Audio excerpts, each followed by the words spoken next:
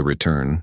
The Valkyrie mothership emerged from hyperspace at the edge of Sol system, with the grace of a predator returning to familiar hunting grounds. Captain Theron stood on the bridge, his crystalline form catching and refracting the light from distant stars. His species had evolved on a world of pure mineral formations, and their bodies reflected that heritage. Living beings of sentient crystal that could manipulate energy with mere thought. 30,000 years had passed since the Valkyrie Empire had last visited this insignificant yellow star and its collection of unremarkable planets. Back then, Earth had been nothing more than a curiosity, a blue marble inhabited by primitive mammals who had barely discovered fire. The Valkyrie had established Outpost Sigma-7 on Earth's moon, hidden deep beneath the lunar surface, to observe these creatures as they evolved. It was standard procedure for potentially intelligent species, though few ever amounted to anything interesting. Navigation. Confirm our position, Theron commanded, his voice resonating through the ship's crystalline corridors like wind chimes in a storm. Position confirmed, Captain. Sol system, third planet from the star. All stellar markers match our records, replied Navigator Karis, her form glowing with soft purple light as she interfaced with the ship's systems. Theron turned his attention to the main view screen as Earth came into focus. He expected to see the familiar blue and green sphere, perhaps with minor changes from natural climate cycles. What he saw instead made his crystalline core pulse with surprise. The planet blazed with artificial light. Even from this distance, the night side of Earth sparkled with millions of points of illumination. Massive structures were visible in orbit, space stations, satellites, and what appeared to be shipyards. The electromagnetic spectrum screamed with activity. Radio waves, laser communications, quantum entanglement signals that shouldn't exist on a primitive world. This is impossible, Science Officer Velon said, his form flickering between colors as he processed the data. According to our models, these humans should still be in their early agricultural phase. They've advanced at least 20,000 years beyond our projections. Theron felt unease creep through his crystalline matrix. The Valkyrie had observed thousands of species throughout the galaxy. They understood the patterns of evolution and technological development better than any other civilization. Species didn't jump ahead like this. It violated every known model of natural progression. Scan for Outpost Sigma-7, he ordered. Perhaps the observation team can explain this anomaly.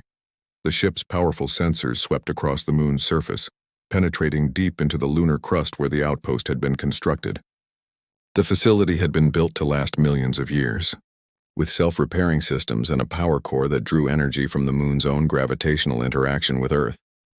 It should have been broadcasting its location beacon, ready to receive the returning Valkyrie fleet. Captain, Kairos' voice carried a note of confusion that Theron had never heard from her before. I'm not detecting any Valkyrie technology on the moon. Enhanced scanning resolution. Check for interference. I have, sir. 3 times. There's nothing there. Not just inactive, completely absent. Even our quantum signatures have been erased. It's as if Outpost Sigma-7 never existed. Theron's form darkened to deep amber, a sign of his growing concern. Valkyrie technology didn't simply vanish. Their constructions were designed to survive supernovas, black hole tidal forces, and the heat death of universe itself. Even if somehow destroyed, quantum echoes would remain for millions of years. Sir, we're being hailed, Communications Officer Dex announced, his young form pulsing with nervous energy. Impossible. Our stealth systems, they're penetrating our cloaking fields with some form of modulated tachyon beam. The message is in perfect Valkyrie standard dialect. The bridge fell silent. Every officer turned to stare at Dex, their forms dimming with shock. No species had ever detected a cloaked Valkyrie vessel. More importantly, no species should know their language. Put it through, Theron commanded, trying to keep his voice steady. The view screen shifted to show a human face. But this wasn't the primitive creature from their historical records. This human wore a sleek uniform that seemed to shimmer with adaptive nanotechnology. Behind her, Theron could see what appeared to be a bridge filled with holographic displays, showing data streams in multiple dimensions. Most unsettling of all, she was smiling. Captain Theron of the Valkyrie Empire, the human said in flawless Valkyrie.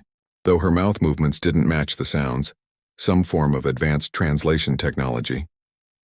I am Admiral Sarah Chen of the United Earth Defense Force. We've been expecting you. Theron struggled to maintain his composure. How do you know my name? How do you know our language? Admiral Chen's smile widened slightly. We've had 30,000 years to prepare for your return, Captain. Your outpost Sigma-7 was quite informative. Before we dismantled it. Dismantled? Velon burst out, his scientific mind reeling. That's impossible. The quantum locks alone were indeed challenging, Chen interrupted smoothly. It took us nearly 3,000 years to crack them. But humans are, if nothing else, persistent. We learned a great deal from your technology. Would you care to come aboard our vessel for a proper discussion? I think you'll find we have much to talk about. Theron exchanged glances with his officers. Every protocol, every instruction from the Empire told him to retreat immediately. A species that could detect their ships and dismantle their technology was dangerous beyond measure. But his curiosity, that same trait that made him an explorer, burned bright. Admiral Chen, you claim to have been expecting us. Why? Because, Captain Theron, we found your observation logs. We know you've been watching species across the galaxy for millions of years. We know about your Empire's non-interference protocols, and we know that you always return to check on your subjects. She leaned forward slightly. What we don't understand is why you thought we'd still be living in caves. The challenge in her voice was unmistakable. Theron felt his pride flare. The Velkari were one of the oldest spacefaring races in the galaxy. Yet here was this infant species speaking to him as an equal. Send us your coordinates, Admiral. We will discuss the situation, Chen nodded. Excellent choice, Captain. Oh, and don't worry about your weapon systems automatically targeting our ship when you arrive. We've already transmitted the disarm codes to your computer. You'll find them quite accurate.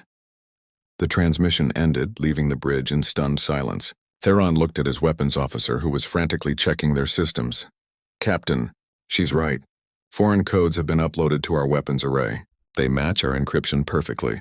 Our weapons won't fire on any Earth vessel now. How? Theron demanded. Unknown, sir. The codes are legitimate Velkari military encryption, but they're from a database that doesn't exist in our records. It's as if...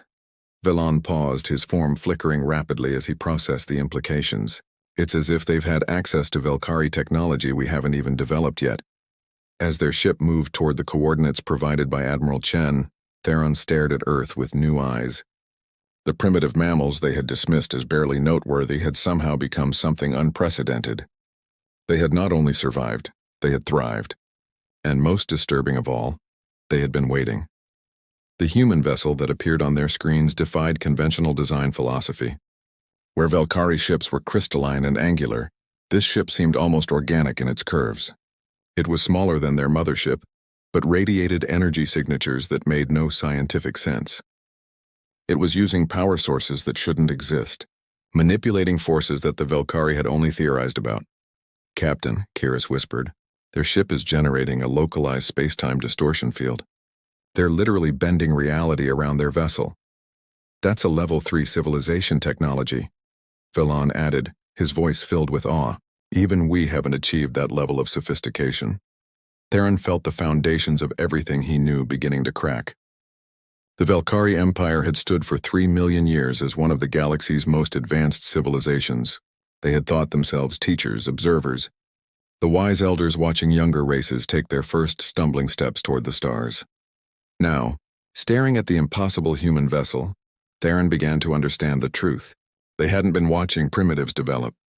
They had been watching something far more dangerous, a species with unlimited potential, unfettered by the assumptions and limitations that bound older races. The humans hadn't just caught up to the Velkari. Somehow, impossibly, they had surpassed them. The truth unveiled. The interior of the human vessel defied every expectation Theron had constructed during the approach. Where he expected to find crude metal corridors and primitive displays, he instead walked through passages that seemed to be made of solid light. The walls shifted and flowed around them, adapting to their crystalline forms, providing optimal acoustic resonance for Velkari communication.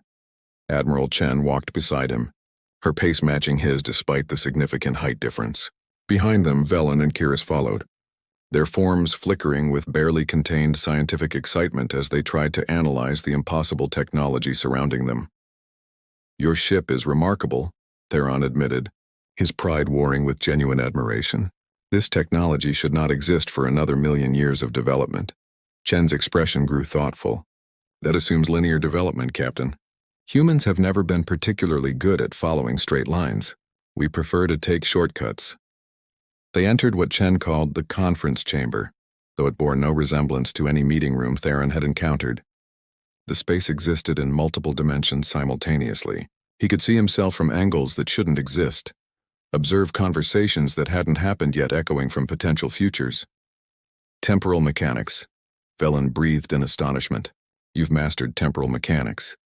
Not mastered, Chen corrected, gesturing for them to take positions around what appeared to be a table made of condensed starlight.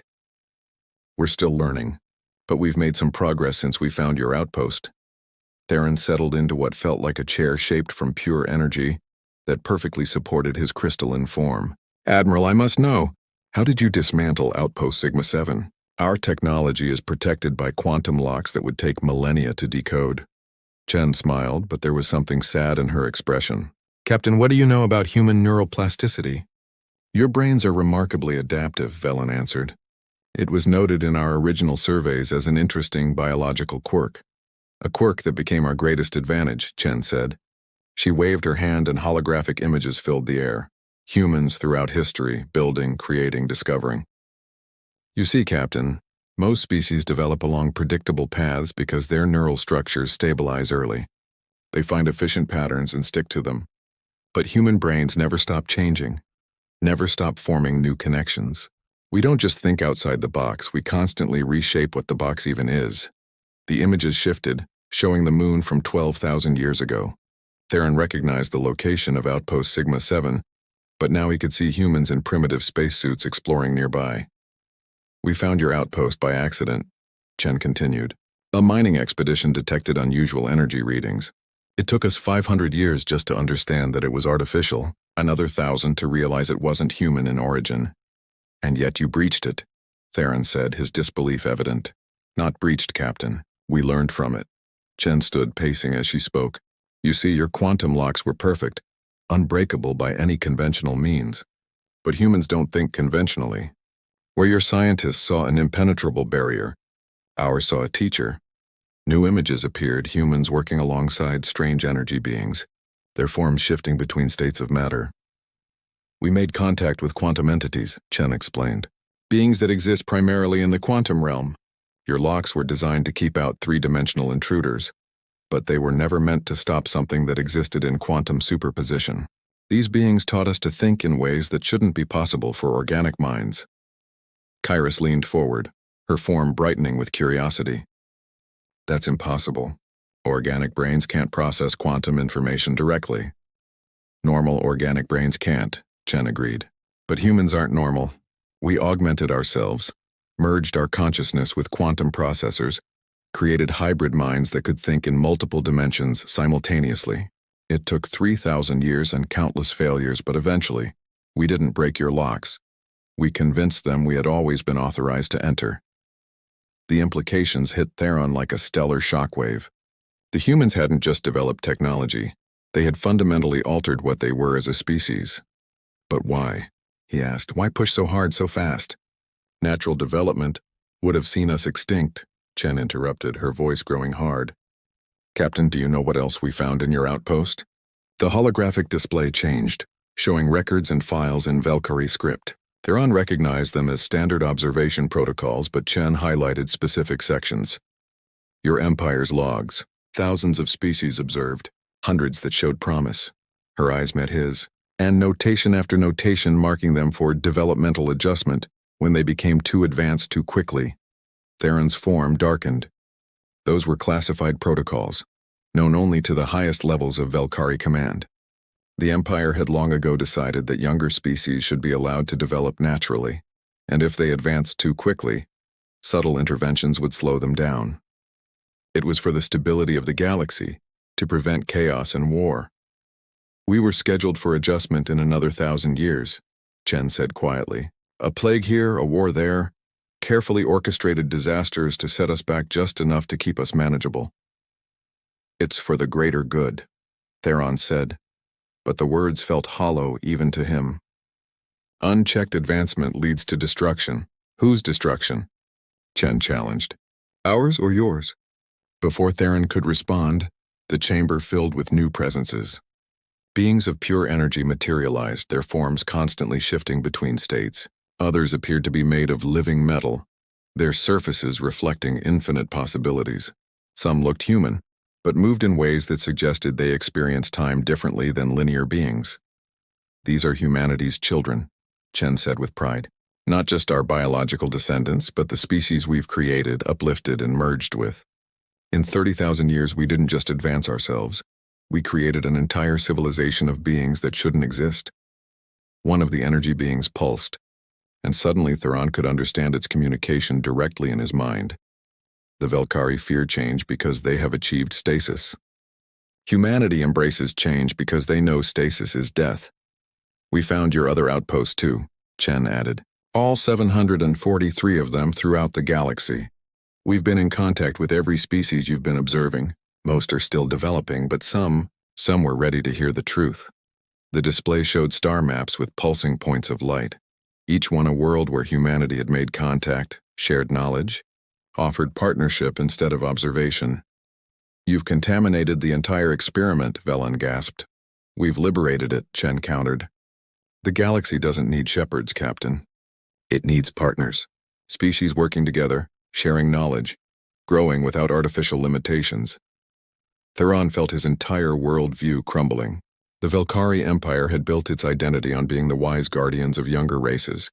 But what if they had been the barrier to progress all along? "Your empire will not accept this," he said finally. "They will see you as a threat to be eliminated." Chen nodded gravely. "We know. We've been preparing for that possibility too. But we'd prefer a different path." She extended her hand, a gesture Theron recognized from the human files as a sign of partnership. "Join us, Captain. The Velkari have so much knowledge, so much wisdom to offer, but as partners, not as overseers. You would trust us, after learning what we planned?" "Trust is earned," Chen said. "But redemption is always possible. Humans believe in second chances, Captain. It's another one of our quirks." Theron looked at his officers. Velan's scientific mind was clearly racing with the possibilities these humans offered. Kairos seemed torn between duty and curiosity. In the end, it was the young communications officer Dex who spoke. "Captain, they've achieved in 30,000 years what we haven't in 3 million. Perhaps we're the ones who need to learn." Theron turned back to Chen, studying her face. These humans had every reason to fear and hate the Velkari, yet they offered partnership. They had surpassed their would-be controllers and chose cooperation over conquest. "I cannot speak for the Empire," Theron said slowly, "but I can speak for my crew. We came here as observers. Perhaps it's time we became students instead." Chen's smile was warm and genuine. "Welcome to the real experiment, Captain, seeing how far we can go when we work together."